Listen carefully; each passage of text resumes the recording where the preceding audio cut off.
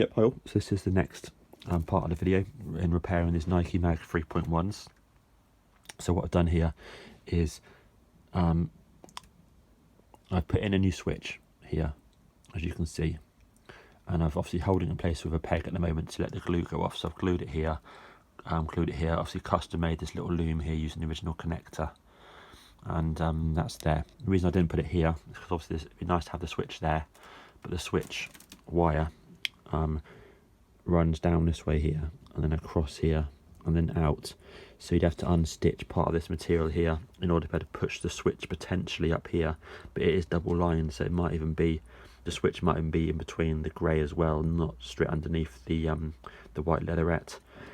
I haven't got the facilities to stitch that. For that you need a proper professional machine to be able to stitch that to that sort of degree.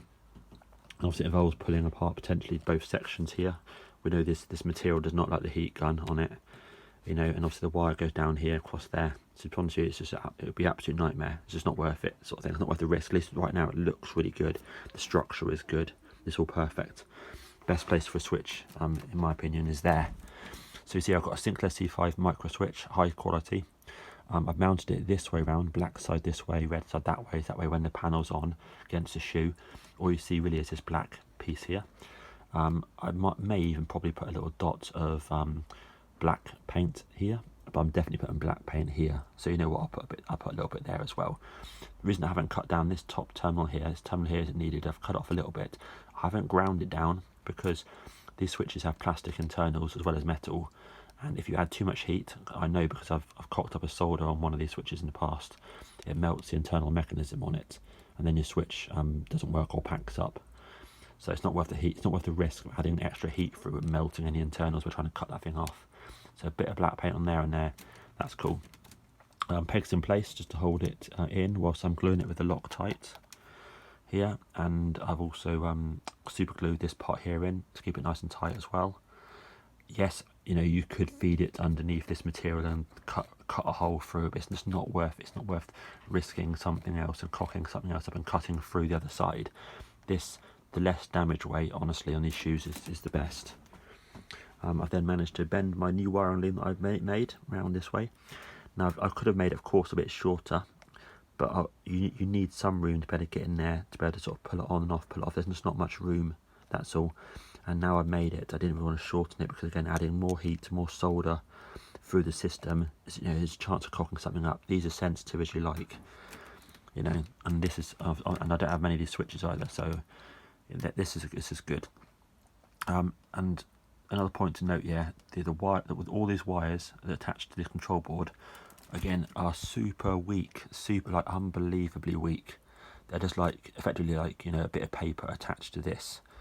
So I found that when I hung this piece here sort of down off on the wires, literally a couple of the wires just fell off, because the wires are like a millimetre thin, the connections are a millimetre, held on by the most tiniest bit of solder ever, and about 5 strands of wire. So what I had to do with those, I had to scrape away part of the black to better expose the connectors, and luckily I took pictures of and I was able to identify where the 2 wires went, and then re-solder them on with the tiniest of tiny soldering irons and a quick little blip on the solder iron, because it's as sensitive as you like. Luckily that was fine, it all worked. So luckily, so after that I then held the wires in position and then gave it a good old CNC with the hot glue gun, which is absolutely superb. Hot glue gun and all this sort of stuff here works beautiful. I've done it on the other shoes as well, so that's really nice. So those wires there, realistically, they shouldn't move anywhere because they're like properly encased now in hot glue. And obviously I've left the connection open here for the switch. Should, in a very unlikely event, the switch pack up, unlikely, but if it does, you know, you can cut around here, the new glue, cut on the other side, and replace the switch if you had to. It's not encased in you know, like carbonite, you know, and super glue and hot glue. So yeah, that all looks really good. I'm definitely saying I'm really pleased with that. So yep, I'll touch up that part there. I can't really get my finger in there actually to show you, I don't think. No, I can't. I'm not going to risk it. I'm not going to get my finger in there, but that works absolutely spot on. So what I'm doing in a bit, I'm going to let it dry for about 10-15 minutes actually for that, and then if that's all good and feels solid, I'll touch up that in a minute, and then I can then glue this piece back on.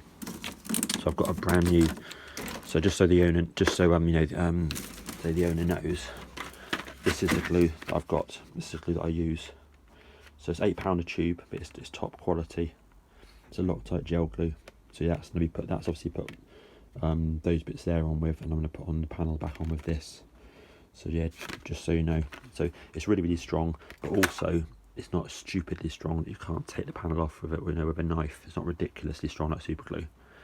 So yeah, all looking really good. So yeah, like I mentioned, the only damage was that mark's already there, just underneath the strap.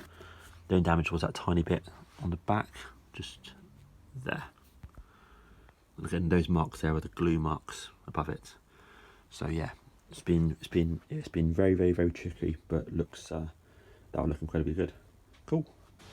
But yeah, it's amazing how many tools you need. I mean, I know there's a few tools here, but you need so many tools, you know, to be able to do this, take it apart. But I've probably spent, you know, at least 10 hours, I would say, probably on these shoes. Soldering is quite a large part of that, because it's fiddly as you like. But yeah, all good. Love them. Nice one.